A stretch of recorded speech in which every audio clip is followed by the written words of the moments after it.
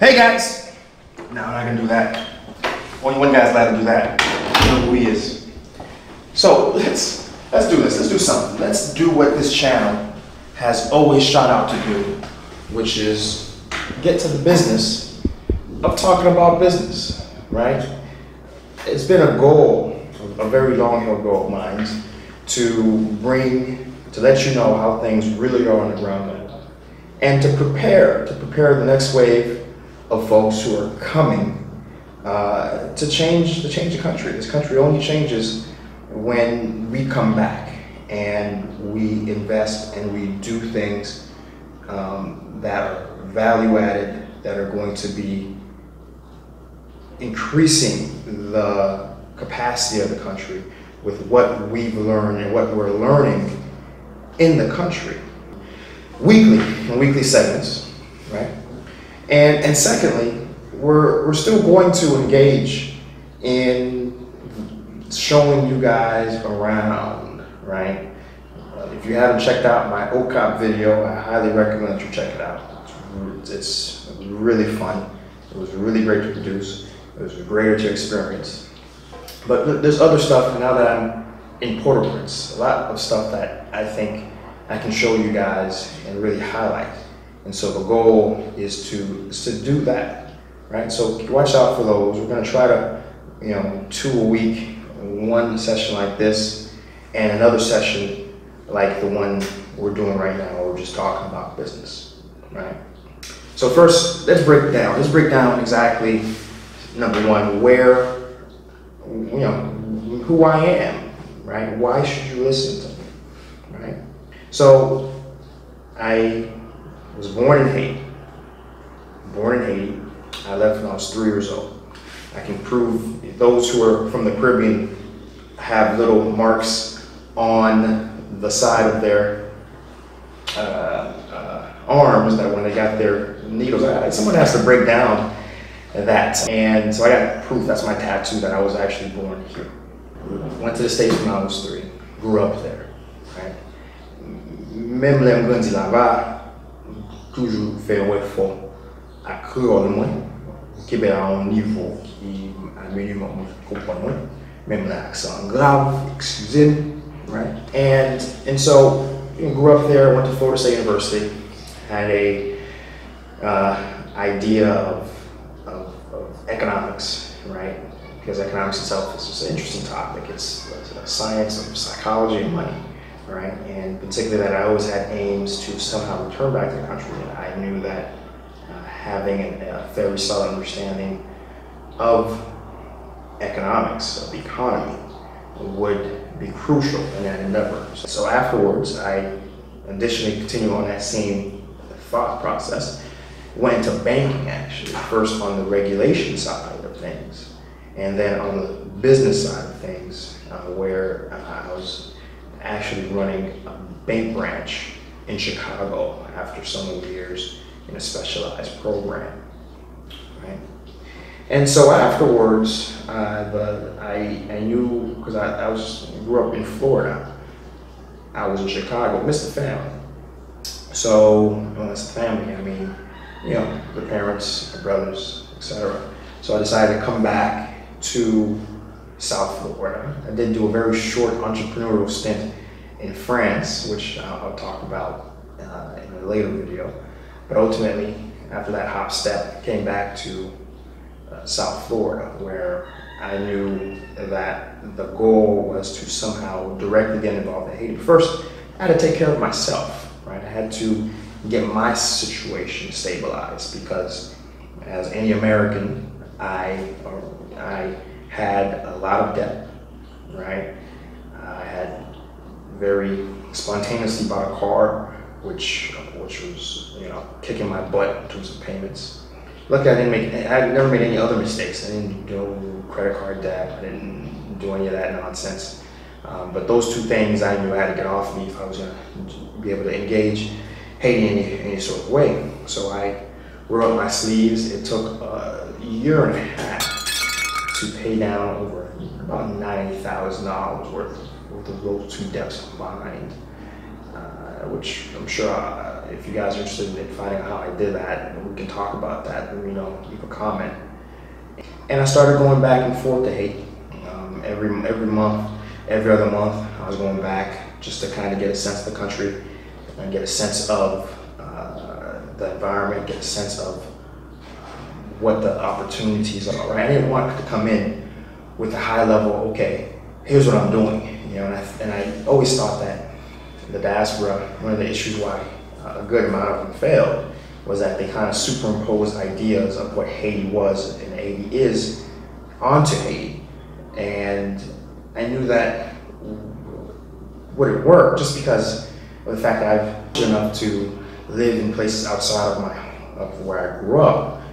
First from Chicago, as I mentioned, my stint in France. I know for anything to succeed, you have to understand the area in which it's in. And as someone who grew up abroad, I knew I had to make the effort to understand this market and what it needed, and then see if I can bridge the gap with my cumulative experiences to offer it, right? Which is why you have an economist in staffing, right? And I can tell you, that was what the need was. That was what I saw, because every business owner contacts and business owner friends, business owner family that I was having conversations with, they all said the same thing. They told me the same thing. They told me, man, Chris, we can't find qualified staff, right? You know, it's just so difficult.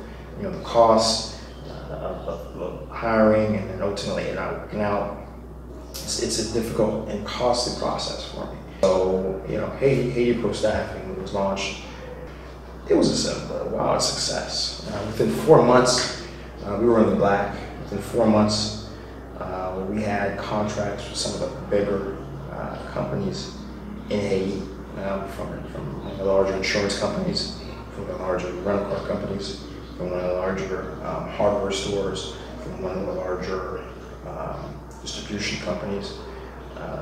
They come and continue to come to us first for their need, where it was to the point where the company was ready for me to start taking money out. And I gotta tell you, it's a great feeling when you have an employee who's hired who says that this is the first time,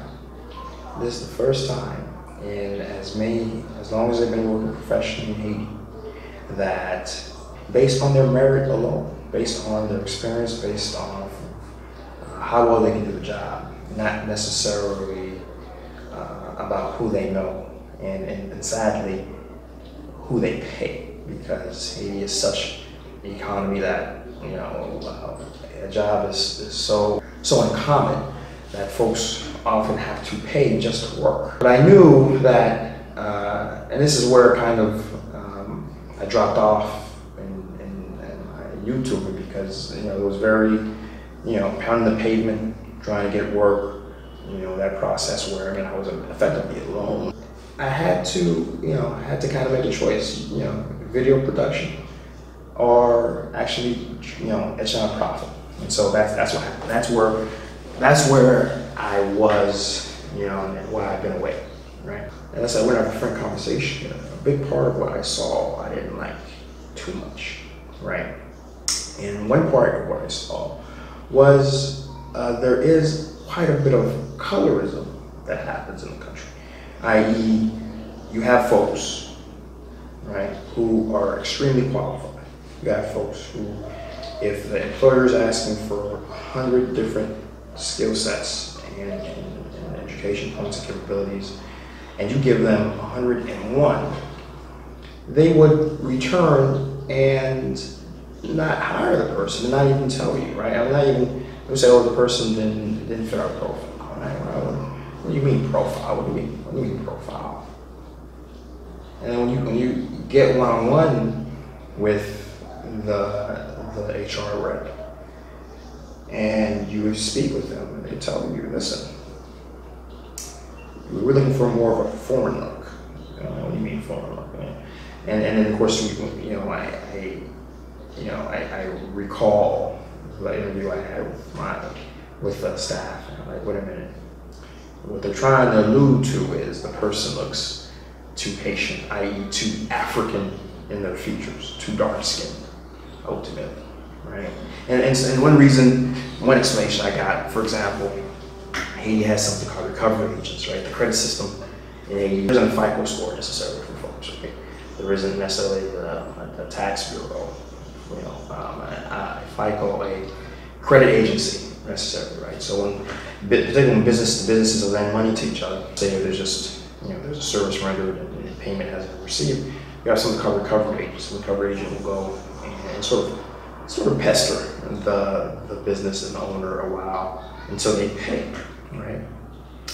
But here's the problem, you know, and the rub is that, you know, this is what I was told point blank, was that, you know, you have these folks who look a certain way running the business, and it isn't socially acceptable to have another type of person who looks another way to be hounding those people, right? That's just one example, right? And I think we Haitians have a very direct way, particularly Haitians in Haiti, have a direct way of speaking to each other, even just on the street, right? Very direct way, you know. But that direct style I saw in the workplace, it concerned me, right? There's a way that folks were treating other folks there I just didn't agree with, right? And for those two reasons, I came to do much more impact than I was doing, and I felt that the impact I could provide could be different, right? But first, I needed a source of income, right? I found a good friend of mine who was working working remote as a digital nomad. He brought to my attention that I could do the same thing, right? A remote employee, while still being Haiti and potentially still being able to manage my affairs. And so that's what I did. It took a while, almost 4 or 5 months of just constantly, you know, very disciplined searches, but I landed something. And that's something I want to advise folks who are looking to come back to do, is to see if they can find something remote. And I can find, you know, hopefully in a future video, I'll be able to talk about some of those opportunities and some of the places I know that exist. So if you want to hear about that, leave a comment. But I did, and so I came back. Currently, in addition to what I'm doing, I also work as a consultant for a relatively large company in the States. And that helps. That helps certainly allows me to move in a big picture manner, because, you know, my bottom line is fortified, right? In addition to that, some of those funds I can, in a sense, sort of self-finance myself and my ventures, right? In addition to a compact and other investors I've had on board. So what did I decide to do once I sort of realized my impact on pro staffing was limited? I decided I was going to create my own firm that was going to hire, because one of the things I saw working in staffing is that there's just a glut of super talented people in the country, but they can't find work, right? Let me see if I can create something that I can hire the talent I'm seeing directly. And I have a very large list of contacts in the States that I can reach out to. And we can handle their projects remotely, right? And so that's what HiPro is, that has been created to deliver quality projects. FYI, I'm a certified PMP, right? So we can handle a very wide range of different projects, right? And provide them at a cost that you're not going to find in the United States, just because our cost basis here in Haiti is much lower, right? And so we can provide it, we can provide and compete and still provide a high quality of content at a very high level, right? And so that's what HiPro is, and that's what I'm doing currently. And so here now, I just spoke the beans, right? So let's talk about the business of doing business in Haiti, right? And we're going to keep it very high level, right? Because we're going to break it down in future successive videos, right? So that's coming, right? But let's just talk about the environment, how it is to actually move around, you know, get going, right? So doing business with other businesses, right? It's pretty accommodating. I think other business people get it, and however we can accommodate each other, we do, right? And bear in mind, I was very business to business. And so I really have an opportunity to work across platforms and across different industries, and almost universally, other business owners did everything possible to sort of ensure the deal got done and ensure we got across the finish line, right? Because in this environment, it certainly is a we sort of mentality, right? So that's the first aspect of government.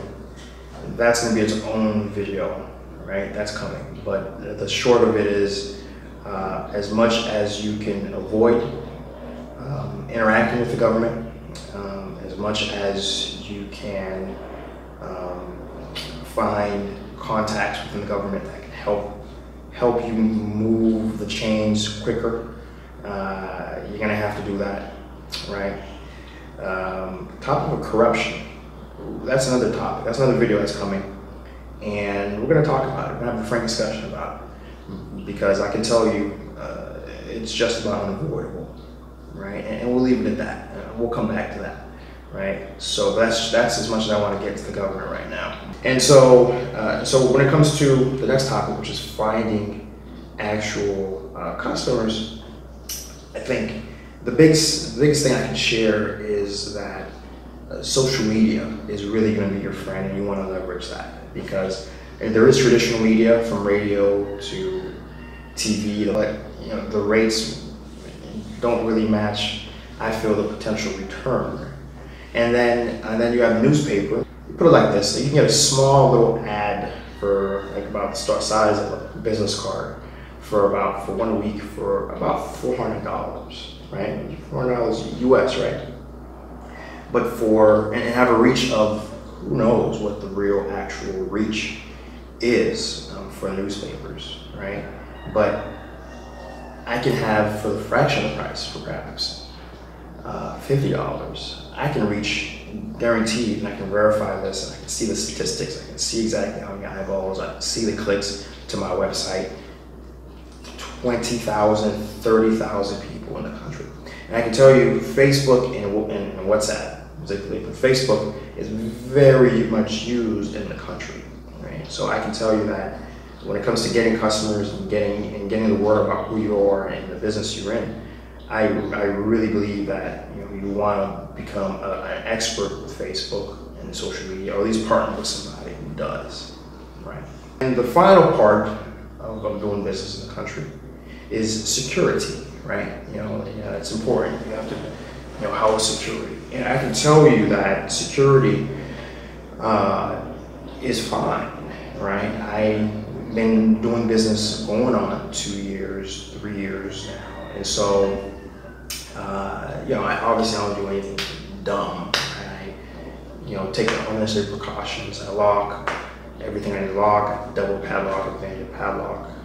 In addition, I do have cameras at my place, and someone sort of there as in the courtyard, sort of as a gatekeeper in a sense. The advice that I provide is just not be stupid, all right, and just be aware of your surroundings, and just do yourself a favor by just taking precautions. And that's the same advice you would receive from me if you're in America or France or wherever you are, or Canada, or wherever you're watching me from. I think that's where I'm gonna end this video right now. I just wanted to sort of bring you folks along with me in the journey of where I am, currently, and then sort of just give you a little snippet of what business is. And there's a couple of different things I want to talk about, but I look forward to engaging conversations that you guys have, right? So you guys tell me, what do you guys want to hear? What do you guys really are most interested in me talking about and telling you about, right? Because again, my goal here is to prepare you to come here and implement your vision, right? And so let's talk about it. Let me help you, right? Thanks. Ready?